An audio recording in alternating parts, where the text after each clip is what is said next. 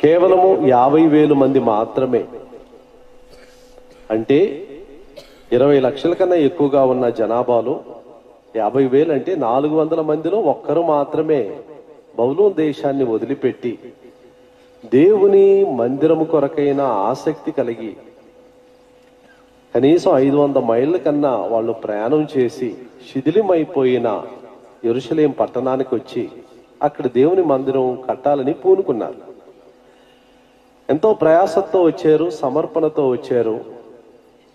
అయితే వారిలో ఆ చెత్త చూసి, శిథిలమైపోయిన ఆ అవస్థను చూచి, మోయవలసిన ఆ బరువును చూచి నిరుత్సాహపడి వారు పని 15 ఏండ్లు ఆపివేశారు. ఏదో కొంత అక్కడ గుంత దవ్వారు, రాళ్ళు పేర్చి పెట్టారు, ఆ పునాదితో ఆపివేశారు. అప్పుడు దేవుడు 6 నాయకుల్ని ఎన్నుకొని వాళ్ళని ప్రోత్సహించుటకు వాడుకున్నాడు. అందులో ఒకడు ఈ హగ్గయి ప్రవక్త. ఈ హగ్గయి వారిని చూచి ఎందుకు మీరు పని ఆపారంటే దానికి వారు ఒక కారణం చెప్పారు. ఏమని చెప్పారంటే సమయం ఇంకా రాలేదు అన్నారు. 2వ వచనం. వారు చెప్పింది ఒక కారణం, అయితే వాస్తవంగా ఉన్న కారణం వేరొకటి. ఎప్పుడు కూడా మనం వాస్తవంగా ఉండే కారణాలు చెప్పము, వేరొక కారణం చెప్తాం. మనుషులకు ఇంపైన కారణం చెప్తూ ఉంటాం. ఎందుకు సమయం రాలేదంటే దేవుని మందిరం కట్టడానికి సమయం రాలేదు.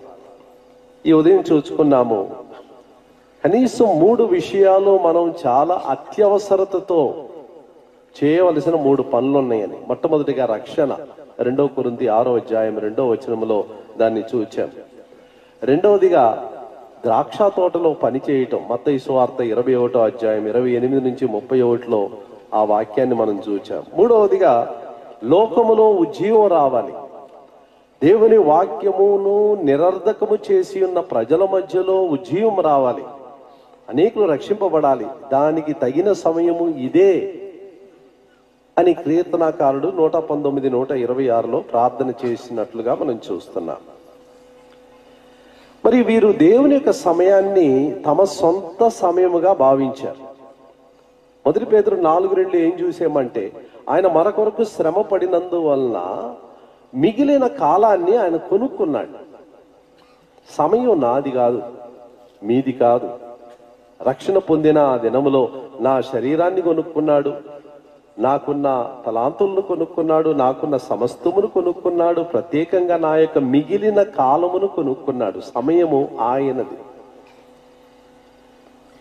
అందుకనే పౌలు ఎఫెసీ 5:16 దినములు చెడ్డవి గనుక సమయమును పోనీయక అని మనం చూస్తున్నాం. సమయాన్ని మీరు కొనుక్కోవాలి, సమయాన్ని ఆదాయం చేసుకోవాలి. ఇది దేవుని యొక్క సమయం. సమయం పోగొట్టుకుంటే మరలా సమయం రాదు. సరే, ఇప్పుడు అసలు కారణం ఏంటో మనం చూద్దాం. నిజమైన కారణం ఏంటంటే దేవుడు ఆ యొక్క కారణాన్ని హగ్గయి ద్వారా చెప్తున్నాడు. ఏం చెప్తున్నాడంటే 4వ వచనంలో, ఈ మందిరము పాడై ఉండగా మీరు సరంబి వేసిన ఇండ్లలో నివసించుటకు ఇది సమయమా అని అడిగాడు. అంటే వీరు దేవుని మందిరం కట్టడానికి సమయం లేదు, కానీ వారు సొంత ఇల్లు కట్టుకోవటానికి మాత్రం సమయం ఎక్కడి నుంచి వచ్చిందో వాళ్ళకు దొరికింది. ఆ ఇంటిని చాలా చక్కగా కట్టుకున్నారు. సరంబి వేసిన ఇంటిని, వెలగలిగిన రాళ్లను కొనుక్కొని వచ్చి, దూలములను కొనుక్కొని వచ్చి చక్కగా వారి యొక్క సొంత నిర్మాణములు, సొంత ఇండ్లను కట్టుకున్నారు. తమ ఇల్లు కట్టుకోవడానికి సమయం దొరికిన వీరికి ప్రభు యొక్క మందిరం కట్టడానికి సమయం దొరకలేదు. వారిలో ఉన్న నిజమైన కారణం ఏంటంటే ఏది ప్రాధాన్యమో దాన్ని మర్చిపోయారు. తమ సొంత కార్యములు వెతకటం వారు మొదలు పెట్టారు. అంటే మరి ఇల్లు కట్టుకోకూడదా అని మీరు అడగచ్చు. ఇదే వాక్యంలో 1 తిమోతి 5వ అధ్యాయం, 1 తిమోతి 5వ అధ్యాయం 8వ వచనం, ఎవడైనను స్వకీయులను తన ఇంటి వారిని సంరక్షింపకపోయిన ఎడల వారు విశ్వాస చేసిన వాడై, విశ్వాస త్యాగము చేసిన వాడై అవిశ్వాసి కన్నా చెడ్డవాడై ఉండును. అంటే నా సొంత కార్యాలు చూడాలి, నా కుటుంబాన్ని సంరక్షించే బాధ్యత నాకుంది. ఇంటి నాయకుడు అయితే తప్పకుండా నీవు ఇంటి యొక్క అక్కర్లన్నీ నువ్వు చూడాలి. కొన్నిసార్లు ఇంటి నాయకుడు సంపాదించేది అది సరిపోకపోతే కొన్నిసార్లు ఇంట్లో తల్లులు కూడా పనిచేస్తూ ఉంటారు. ఇంటి పనులతో కలిపి బయటికి వెళ్ళి పనిచేస్తూ వస్తూ ఉంటారు. కొన్నిసార్లు పిల్లలు కూడా పనిచేస్తూ ఉంటారు. అందరు కలిసి సంపాదిస్తేనే కుటుంబం యొక్క అక్కర్లు ఖర్చులు తీర్చుకోవటానికి ఉంటది. అది దేవుని వాక్యానుసారమైన సత్యం. అది నేను దేవుని మందిరం అని చెప్పి ఇంటిని సంపూర్తిగా మర్చిపోయి అలాగ వెళ్ళడం కూడా దేవుని చిత్తం కాదు. ఇంకొక మాట చూస్తున్నాం. 2 కొరింథీయులకు రాసిన పత్రిక 12వ అధ్యాయం 14వ వచనం. 2 కొరింథీ ఇదిగో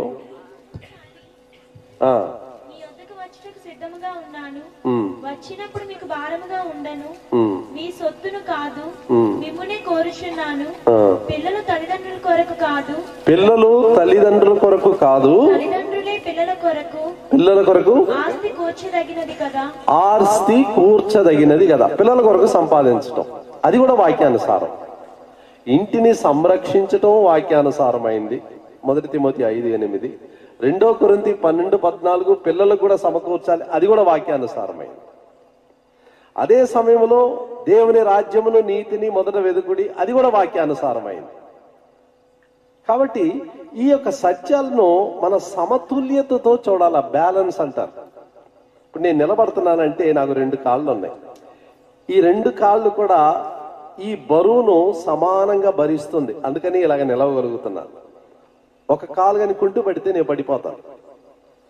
కుర్చీకి 4 కాళ్ళు ఉంటాయి. ఆ 4 కాళ్ళు కూడా సమానంగా బరువు మోయాలి. క్రైస్తవ జీవితంలో ఈ సమతుల్యతను పోగొట్టుకునే ప్రమాదం ఉంది. కొన్నిసార్లు మనం దేవుని పని, దేవుని సేవ, దేవుని పని అని ఇంటిని నిర్లక్ష్య పట్టే చాలా మంది ఉన్నారు. ఒకప్పుడు నా జీవితంలో ఆ అపాయంలో ఆ ప్రమాదం నేను చేసేవాడిని. దేవుడు నాకు బుద్ధి నేర్పించాడు. దేవుని ఇల్లు అని చెప్పేటప్పుడు ఇంటిని కూడా సంరక్షించాలి. ఇంటిని సంరక్షించేటప్పుడు దేవుని ఇంటికి ఇవ్వాల్సిన సమయాన్ని నేను తప్పకుండా ఇవ్వాలి. ఈ సమయాన్ని ఎలాగ నేను పంచిపెట్టాలో దేవుడు మనకు జ్ఞానం ఇవ్వాలి. దేవునికి ఇవ్వాల్సిన సమయాన్ని నేను ఇవ్వాలి, కుటుంబానికి ఇవ్వాల్సిన సమయాన్ని నేను ఇవ్వాలి. నేను ఎక్కడైతే పని చేస్తున్నానో ఆ పని చేసే స్థలములో నమ్మకంగా నేను పని చేయాలి. 8 గంటలకు వాళ్ళు నాకు జీతం ఇస్తున్నారంటే ఆ 8 గంటలు కూడా యథార్థంగా పూర్ణ హృదయంతో చక్కగా నేను వారి కొరకై పని చేయాలి. దేవుని బిడ్డలముగా మనము ఈ అన్ని రంగాల్లో కూడా దేవునికి మహిమార్థమై జీవించాలి. క్రైస్తవ జీవితంలో అనేక సార్లు మనం చేసే పొరపాటు ఎక్కడ ఉంటుందంటే ఒకదాన్నే పట్టుకొని వెళ్ళి మిగతా దాన్ని విడిచిపెట్టే వారంగా ఉంటాం. ఈ యొక్క అపాయం మనకు రాకూడదు. యేసుప్రభు వారు ఒక మాట అన్నారు, అంత్య దినాల్లో నోవహు దినాల్లో జరిగినట్లుగా జరుగును అన్నాడు. అంటే దానికి అర్థం ఏంటి? నోవహు దినాల్లో ఏం జరిగింది ఆ దినాల్లో జరిగినట్లుగానే జరుగుద్ది అని వాక్యంలో ఉంది. చూద్దాం. మత్తయి సువార్త 24వ అధ్యాయం 37వ వచనం. 24:30.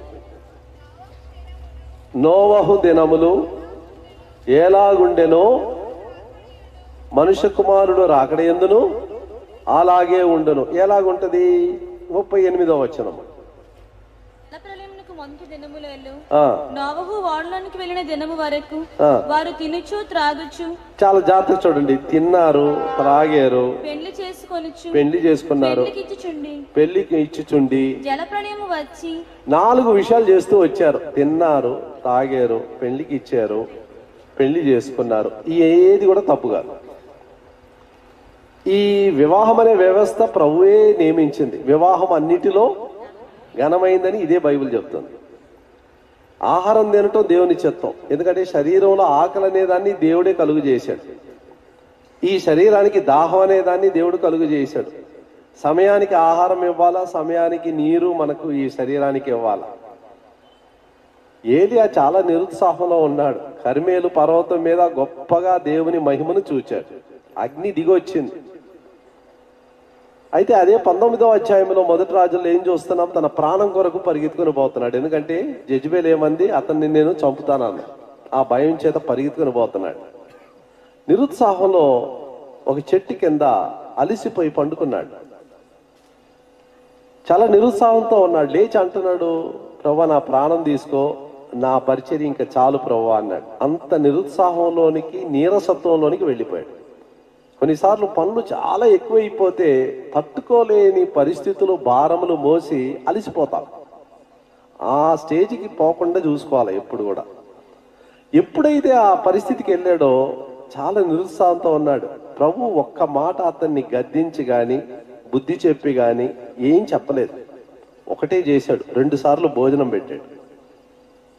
ప్రభువు యొక్క పరిష్కారం ఎలాగుంది? 2 సార్లు భోజనం పెట్టాడు. లేపి మంచి ఆహారం పెట్టి మళ్ళా వండుకో అన్నాడు. మళ్ళా లేపాడు, లేపి మళ్ళా తినమన్నాడు. 2 సార్లు తినమన్నాడు. కొన్నిసార్లు మనకున్న రోగానికి మంచి పరిష్కారం వచ్చి మంచి ఆహారం. బాగా తిని మంచి రెస్ట్ తీసుకుంటే మనసు సరిగ్గా అయిపోద్ది, శరీరం కూడా సరిగ్గా అయిపోద్ది. కాబట్టి ఆ యొక్క ఏలియాని తెప్పరిల్ల చేసిన తర్వాత ప్రభు అప్పుడు చెప్తున్నాడు, నువ్వు ఇప్పుడే చనిపోతానంటున్నావు, అయితే నువ్వు 2 రాజులను, ఒక ప్రవక్తను అభిషేకం చేయాలి.